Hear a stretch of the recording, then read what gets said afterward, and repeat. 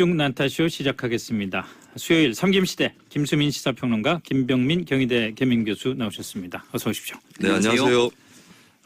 지난주에도 이 시간에 지난주가 아니죠. 어제 그제 계속 그 해경군 김씨 얘기를 하고 있는데 오늘 아침에도 또 속보가 나왔어요. 이게 해경군 김씨 Gmail과 동일한 다음 아이디 접속지가 이재명 지사의 자택으로 확인됐다. 이게 또 한 건 이재명 지사 쪽에 타격을 입히는 그런 뭐 속보 아닌가 싶은데, 글쎄요. 이 속보까지 포함해서 두 분 이번 사건에 대한 입장이 어떠세요? 우선 김병민 교수부터.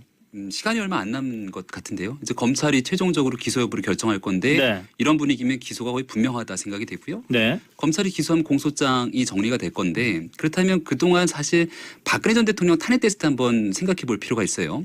그러니까 대통령 탄핵에 대한 요건이 헌법과 법률에 대한 중대한 위반 행위가 있어야 되는데, 당시를 반대했던 사람들은 최종적인 법의 평가가 안 나왔는데 어떻게 탄핵하냐라고 했지만 예. 공소장에 최순실의 공범으로 지목돼 있는 공소장을 근거로 중대한 헌법 법률 위반으로 사실은 탄핵이 진행이 됩니다. 예. 그럼 검찰의 기소 결과에 따라서 결국 이재명 지사에 대해서 죄를 물을 수 있는 기본적인 근간들이 형성됐다라고 정치권이 목소리를 낼 수가 있을 것 같거든요. 오늘 아침에 한 민주당 의원을 만났는데요. 입에 담을 수 없는 험한 말을 하더라고요. 이재명 지사에 대해서. 다만 참 밖으로 얘기는 못하고 참 죽겠다라는 예, 얘기를 하게 되는데, 당내 입장에서 부글부글 끓고 있는 사람들이 적지가 않은 것 같습니다. 그렇다면 이 부분을 이제 민주당 입장에서는 정리를 좀 해줘야 되는데, 저는 그 분기점이 검찰이 기소하는 순간에 공소장 내용을 바탕으로 아마 정리가 될 것 같고요. 그렇다면은 다시 말해서 그 재판이 시작되기도 전에, 더군다나 최종 확정 판결은 나기 뭐 한참 전에 이재명 지사에 대해서 여당에서 어떤 정치적인 결정을 내릴 수가 있다.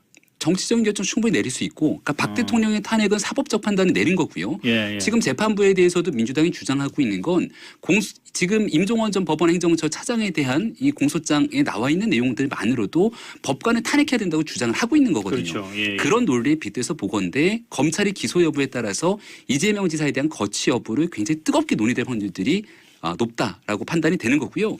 마지막으로 이걸 보니까 저는 경찰에서 오늘 다음 아이디 발표를 했잖아요. 예.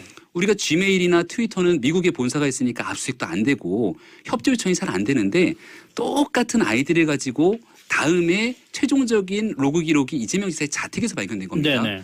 근데 이 다음 아이디의 주인이 누군지는 아직 얘기를 안 하고 있어요. 예. 그러니까 얼마든지 경찰에서 이 다음 아이디의 주인이 누군지 확인할 수 있을 것이고요. 그동안 들어갔던 기록들 다 확인이 가능할 건데, 이 다음 아이디도 올해 수사가 시작되고 나서 급하게 회원을 탈퇴한다는 건 아니겠습니까? 트위터가 마찬가지로 수사가 진행돼서 그 문제의 트위터 계정이 탈퇴되는 것처럼 이 내용들을 조금 더 경찰이 추가적인 증거까지 확보해서 발표를 하게 된다면 아마 이재명 지사 측에서도 쉽게 반박할 수 있는 내용들 간단치는 않아 보입니다. 아예 그냥 이재명 지사 같다고 보시는 거네요. 합리적인 추론이 얼마든지 가능한 것 같아요. 경찰도 그렇게 얘기를 하고 있으니까요. 김수민 평론가는요. 네, 지금까지 나온 근거들이 굉장히 강력한 의심이 들게 만드는 건 맞고요. 예. 그러나 확증인 것인가? 이번에 나온 이 지메일 아이디와 아이디 접속 그 다음 아이디 네. 이 동일인 것도 과연 동일인 가능성이 100%인가? 트위터에 접속한 사람이 그 사람인가? 이 부분은 밝혀지기가 어려운, 트위터라든가 지메일의 방침 때문에 네. 확인하기 어려운 측면이 있어서 굉장히 뭐 여러 사람이 깝깝하게 됐다. 지켜보는 국민들도 그렇고 저도 그렇고요. 이 문제가 났을 때. 그래서 그럼 민주당이 어떤 선택을 할 거냐 아까 말씀을 하셨는데, 판결이 나기 전에 어떻게 정치적으로 결단을 할 것이다라고 김병민 교수는 예측을 하셨고, 하지만 만에 하나 뭐 반증의 근거가 나와서 이재명 지사가 살아나는 경우라거나 혹은 그 이전의 과정에서도 국민들이 보기에 민주당이 비주류를 좀 박해하네 이런 인상을 또 줄 수 있다는 말이죠. 그래서 민주당 입장에서도 이걸 정리하기는 어려울 거다. 그래서 뭐 비유하면은 학생을 퇴학시키는 것보다는 복도에 나가서 손 들고 있어 정도의 왕따, 그 정도에 그치지 않을까. 그러면은 민주당 소속 경기지사한테 그 퇴학이라는 거는 출당 조치일 거고, 복도에 나가서 손 들고 서 있으라는 건 뭘까요? 당원권 정지? 한 식구 아닌 것처럼 좀 그렇게 떨어져 있는 것이죠. 그냥 외면. 네.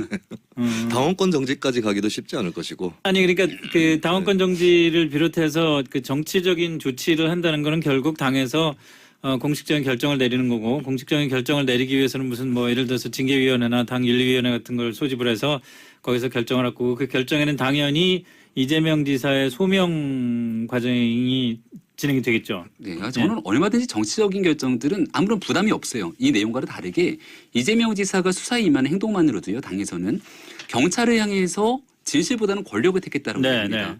권력을 택했다라고 하는 것은 현재 있는 권력 문재인 정부와 경찰 간의 유착관계 속에서 수사가 편파적으로 진행되고 있다. 네. 이와 같은 느낌을 받을 수 있는 발언들을 수사를 했거든요. 그런 게 있죠. 거기에 대해서 이재명 지사는 아마 제가 보건대는 김경수 지사와의 형평성 얘기를 끊임없이 하고 싶을 것 같아요. 네, 네. 김경수 지사 드루킹 사건으로 연루됐을 때 경찰이 조사하고 수사했던 거 보면은 이재명 지사와의 무게추는 정말 맞진 않은 건 사실인 것 같습니다.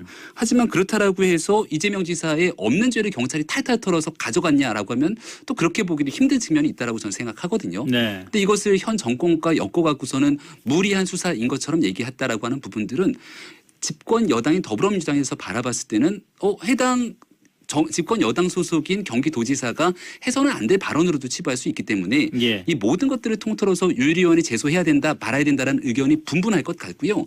이 당내 의견들을 최종적으로 수렴하게 되는 게 결국 이해찬 더불어민주당 대표인데 여론의 또 이제 의심 아닌 의심을 받잖아요. 이화영 경기도의 평화부지사 같은 경우는 예. 누가 뭐래도 이해찬 측근이니까. 더불어민주당 대표의 측근이다라는 얘기가 심심치 않게 들리고 있는 거고 여기서 만약에 정치적인 결단과 행위를 하지 않는 상태로 어물쩍 넘어간다 그러면 사실 저는 그 엄청난 정적 후폭풍이 이해찬 대표에게도 올 수 있다 생각하거든요. 예. 왜냐하면 2020년 총선이 얼마 안 남았습니다. 지금 이해찬 더불어민주당 대표 체제로 총선을 치르게 되면요.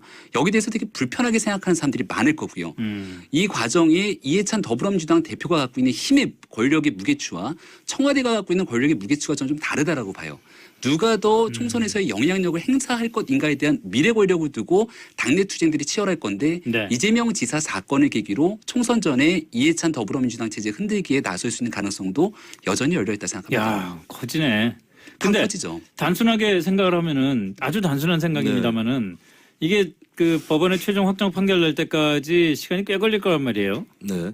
그 기간 동안에 당이 이재명 지사를 잘 달래서 그러지 말고 성실하게 수사 재판에 임하고 당의 손해가 되는 얘기는 좀 안 했으면 좋겠고 우리도 열심히 지원도 해주고 그럴 테니까 좀 조용히 가자 이렇게 얘기하는 거하고 당장 이재명 지사를 내치거나 왕따시키는 거하고 또 이재명 지사가 더군다나 또 이 목소리가 큰 분 아니에요. 네.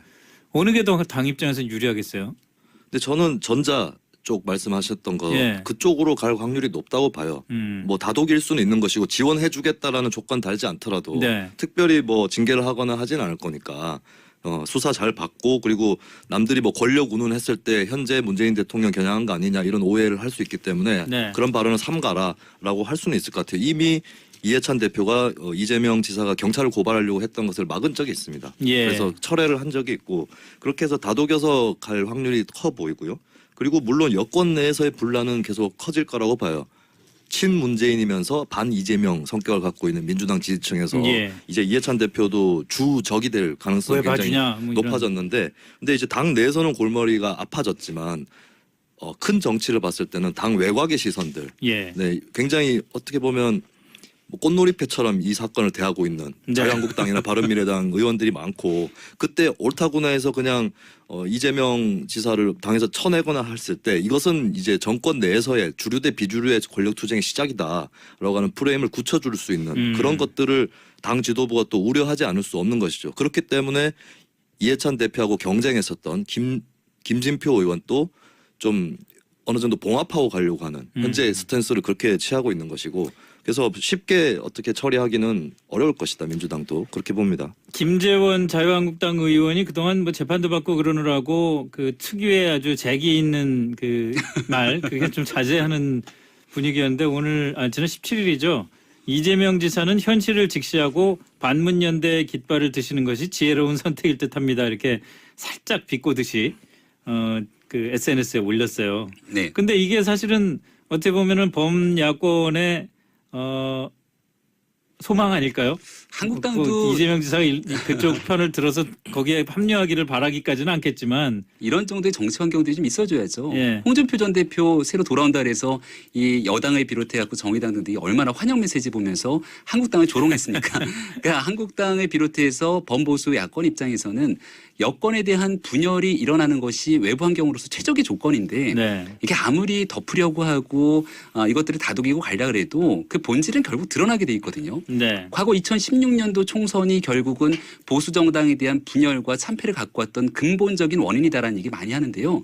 옥새 들고 나르샤 뭐 결국은 그대로 표면적으로 다 드러나지 않습니까? 예. 당시에 공천 파동들이 있었던 거고 유승민 전 대표와 박근혜 전 대통령과의 갈등 이 모든 것들이 누적되고 쌓이고 쌓이다가 언젠가는 폭발하게 돼 있거든요. 지금 이 소위 말하는 문재인 대통령을 옹호하려고 하는 친문 세력들 입장에서는 아직은 대통령의 힘이 살아있는데도 이재명 지사의 발언을 보면 간단치가 않습니다. 그런데 만약에 대통령의 힘이 빠지고 레임덕에 준하는 수준으로 지지율이 하락하는 순간 이재명 지사라고 하는 미래 권력의 지지율이 쏠리게 되고 그때의 상황이 어떻게 갈지는 아무도 알 수 없는 거거든요. 예. 왜 우리가 조선시대 정치에서 삼족을 멸한다 이런 얘기만 많이 하게 네네. 되는데 현대판 정치도 그렇게 다르지가 않은 것 같아요. 여기에 대해서 과연 더불어민주당 특히 문재인 대통령을 지지하는 세력들의 선택은 어떨지가 궁금하고 얼마 전에 방송에 나와서 뭐 의원이 이재명 지사에 대해서 그렇게 좀 뭐 나온 얘기들을 약간 완화하면서 얘기했더니만 바로 문자 폭탄이 날라오더라는 겁니다. 아하. 지지자들이 즉각적인 반응이 있다라는 거예요. 음. 그렇기 때문에 민주당의 현재 권력 구도 내에서는 이 지사를 그냥 대충 어물쩍 넘어가기는 쉽지 않은 상황인 것 같습니다.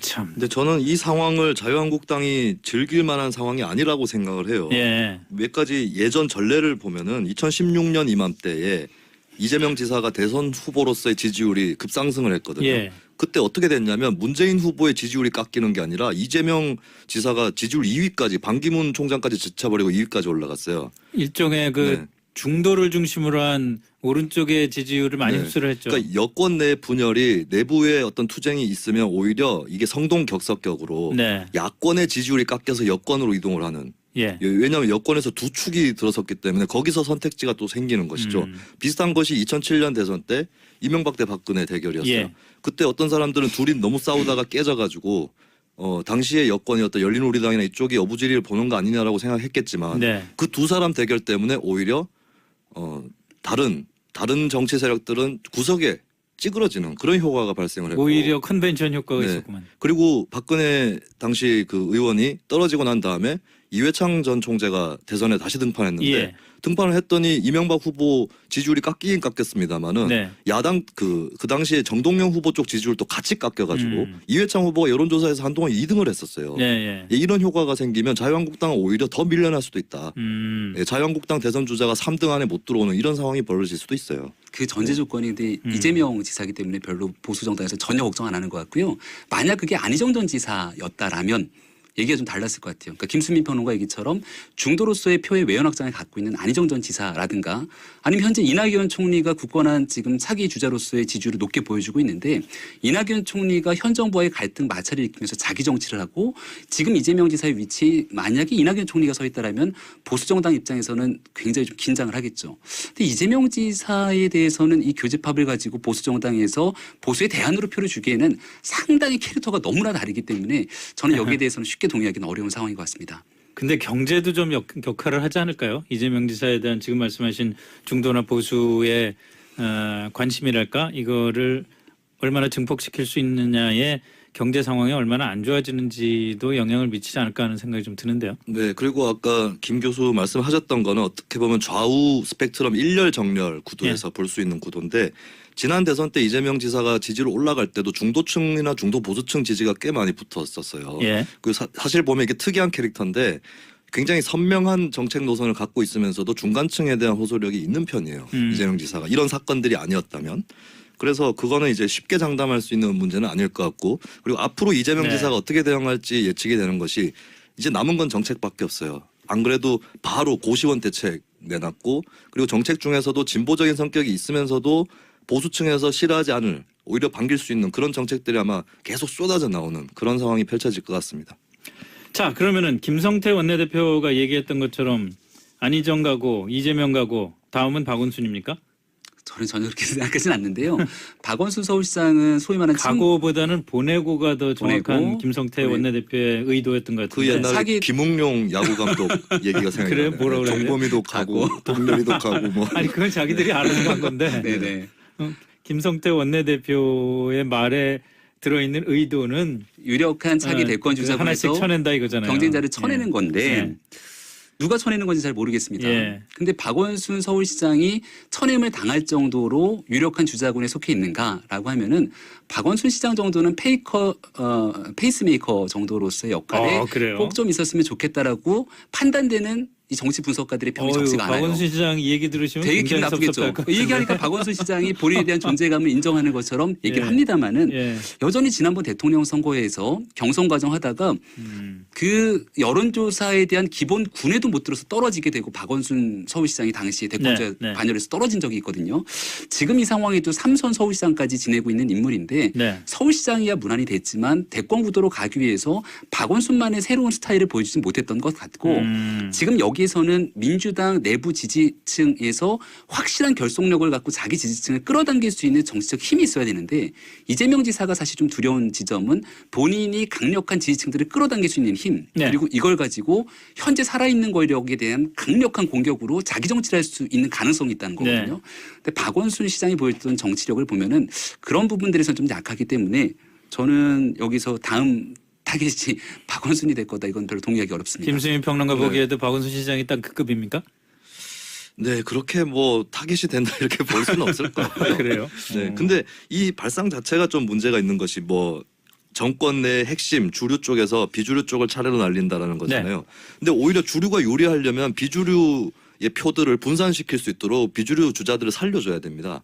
그럼 이재명, 박원순, 김부겸 이런 식으로 다 쳐낼 이유가 없는 것이죠, 오히려. 예, 그런 점에서는 그냥 뭐 특별한 법칙이라던가 그런 거 없이 김성태 원내대표 그냥 즐기고 있는 거 아닌가.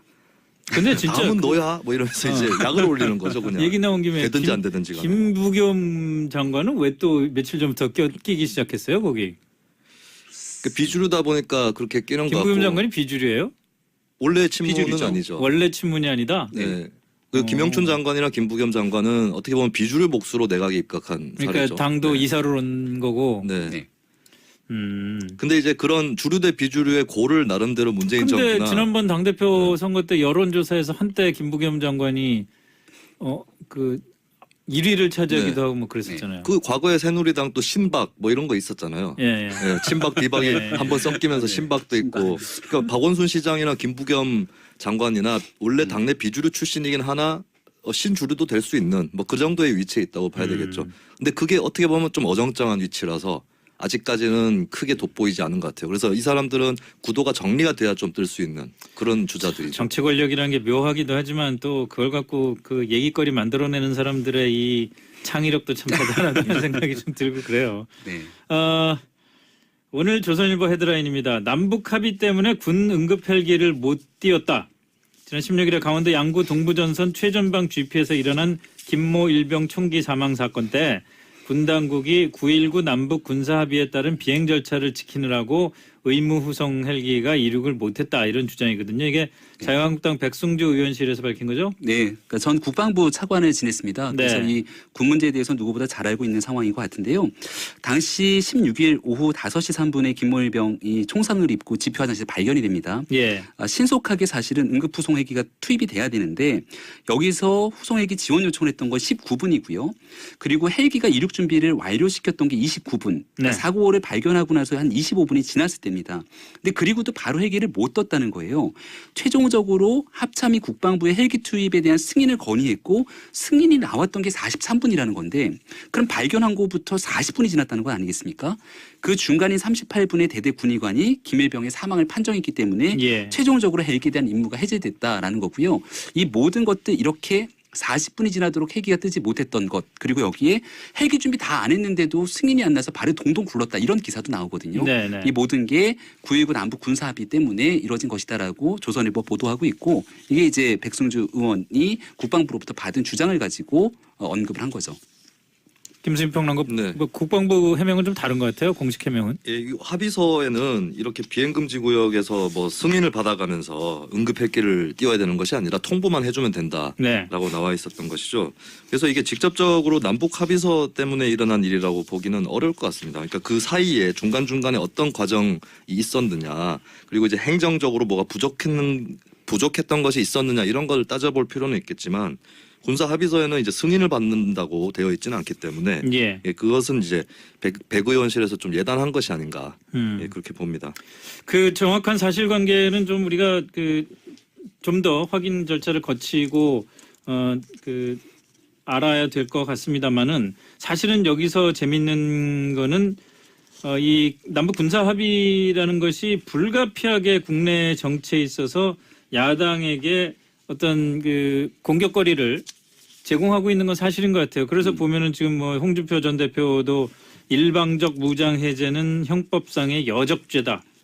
또 요즘 보수 쪽에서 잘 나가고 있는 이현주 바른미래당 의원은 낭만적 민족주의에 빠진 안보 포기는 당장 그만둬야 한다.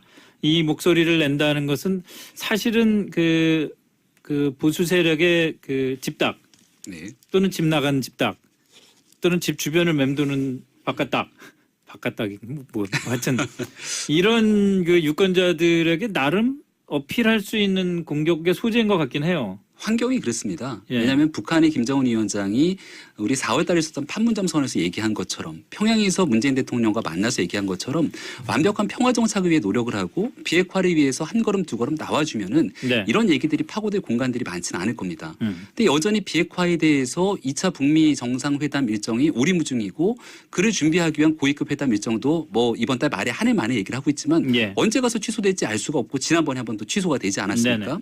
그러다 보니까 야 이거 북한이 진짜 비핵화할 의지가 있긴 있는 거야? 라는 것들에 대한 국내 여론들이 조성이 좀 되는 상황인 것 같고요. 핵 문제가 아니더라도 핵은 이제 전략 무기이고 전술 무기로서의 새로운 신무기 개발 등에 대해서 지난번에 김정은 위원장이 직접 참가한 모습들까지 발표가 되는데 네. 이러한 전술 무기는 결과론적으로 우리 한반도를 언제든지 향할 수 있는 내용이기 때문에 지금과 같은 상황 속에서 우리가 북한이 김정은 위원장의 말만 믿고 우리 군이 가지고 있는 모든 전력들을 좀 내려놓는 것이 GP를 철수가 아니라 철거를 하게 되고 네. 여기에 대한 남북 군사 합의를 따르는 부분들이 과연 온당한 것인가에 대해서는 분명한 내부적인 갑론을박이 존재하거든요. 네. 하지만 현 정부가 추진하고 있는 건 북한과 함께 한반도의 항구적인 평화 정착을 위해서 한 걸음씩 나아가겠다. 이것은 판문점 선언에 보면은 연내 종전 선언을 위해 노력한다고 돼 있잖아요. 예. 이 종전 선언은 정치적 선언으로 미국과 대한민국, 북한이 함께 해야 되는 건데 섣불리 움직이지 않으니까 이 문서상의 종전 선언이 아니라 실질적으로 총구부리를 내려놓는 종전 선언으로 다가가게 되는 정부의 모습들, 의지를 보여주는 것 같아요. 여기에 대해서 불만을 가지고 있는 유권자들, 특히 보수적인 인사들의 목소리를 담아서 정치적인 맹공을 하는 것, 그게 지금 보수적인 야당에서의 스탠스, 태도인 것 같습니다. 김세현 평론가 보시기에는 이 야당이 이걸 소재로 삼는 게 정치적으로 가치가 있을 것 같아요. 별로 효과가 없을 거라고 보는 게요. 예. 뭐 낭만적 민족주의에 빠진 안보 포기다, 그리고 일방적 무장 해제다, 이런 비판들이 보수 야당에서 나오고 있는데 분명히 DMZ 안에서 GP를 철수하고 혹은 서해안 쪽에서 양쪽이 무기를 물리는 것은 쌍방이 다 하기로 했던 것입니다. 네. 그리고 무기의 숫자라든가 또 GP의 숫자를 따져봤을 때 북한 쪽에서 철수해야 되는 것들이 더 많기도 해요. 네. 예, 그리고 비핵화 부분은 아직 진전이 없다고는 하지만 어쨌든 이렇게라도 재래식 무기라든가 이런 부분이라도 뒤로 물리는 것 자체가 진척된 것이고, 이거 하나의 남북 대화 그리고 북미 대화 속에서 진전된 것이 있다라는 상징인 것이거든요. 예, 그렇다면 이것을 과연 뭐 보수적인 뭐 반북적인 시민이라고 할지라도 극단적인 경우가 아니라면 이거 자체를 문제 삼을까, 오히려 뭐 남북 경협이라든가 경제적인 문제에 대해서 우리 재정이 그렇게 나가는 게 맞느냐, 이렇게 이슈가 던져지면 상당히 5대5에 가까운 지형이 편성될 수도 있는데 예. 이걸 가지고 그냥 안보 포기다라고 몰아붙이는 것은 저는 비핵화에 대해서 기대를 갖고 남북 대화에 찬성했던 70-80% 시민들한테 그렇게 통하지 않을 것이라고 봅니다. 근데 예. 군 문제에 대해서는 우리가 얼마 전에 양심적 병역 거부에 대한 판결이 나왔을 때도 네. 20대 30대가 좀 뜨겁게 반응한 측면들이 있거든요. 예. 그러니까 여기에 대해서 여적죄다 아니면 뭐 완전히 다 싸잡아갖고 비판하는 것들에 대해서는 좀 듣기에 거북하거나 무리가 네. 있을 수 있다는 주장에는 동의를 하는데요. 합리적으로 얼마든지 제기할 수 있는 부분이기 때문에 이것을 지금 저는 약간 메시지에는 큰 문제는 없는데 메신저의 문제가 있을 수 있어요. 메신저의 문제. 그러니까 홍준표 전 대표가 귤 상자 안에 귤만 들었겠냐라고 얘기하는 듯한 메시지를 그대로 이렇게 남북 군사합의 등에 담아내게 되면은 이것은 이 위장 평화쇼에 대한 2탄 3탄으로 비춰질 수 있기 때문에 네네. 정상적이고 합리적인 비판조차도 오히려 완전히 극우적인 발언으로 매도될 수가 있는 거거든요. 이현주 의원의 최근 발언도 경제적인 문제 정도까지만 어느 정도 자유민주주의의 시장 경제 정도로 좀 국한해야지 이곳저곳 지금 이 소위 말한 난사라면서 보수적인 자기의 가치를 띄우기에 좀 혈안이 돼 있다라는 판단이 들기도 하는데요. 이런 부분들을 좀 걷어내고 정말 문제가 없는지에 대해서 합리적인 문제를 제기하면은 토론으로 얼마든지 국민들에게 한번 입장을 물어보자라고 얘기를 할 수 있는 건데 현 정부가 민주주의를 굉장히 강조하지 않습니까? 네. 박근혜 전 대통령이 탄핵됐던 가장 근본적인 이유 중에 하나는 소통이 불가했던 대통령이다라고 판단이 예. 되는데요. 그렇다면 이 정부가 남북 간의 문제에 있어서 과연 국민들과 얼마만큼 소통을 하고 우리가 전 세계 유일한 분단 국가로서의 안보 환경을 지키기 위해서 국민들의 의견을 담아내서 한 걸음씩 나아가고 있는지를 묻기 시작하면은 이건 좀 답이 안 나올 것 같아요. 그러다 보니까 과거에 문재인 대통령과 함께 손을 잡고서는 꽤 많은 사람들이 모였던 이들 중에 한 명, 두 명씩 이탈의 조짐들이 좀 보이는 게 아닌가 싶기도 하고요. 지금 김병민 교수가 얘기하신 그 남북 관계에 있어서의 남남 갈등을 그 막기 위한 또는 해소하기 위한 우리 정부의 소통 노력 어느 정도로 평가를 할 수가 있습니까? 글쎄요, 정부에서는 어느 정도 외교에서는 이니셔티브를 갖고 네. 그때 이제 상황에 대응을 하는 것이고 이미 남북 정상회담이라든가 이걸 통해서 국민들의 큰 지지를 확인을 했기 때문에 네.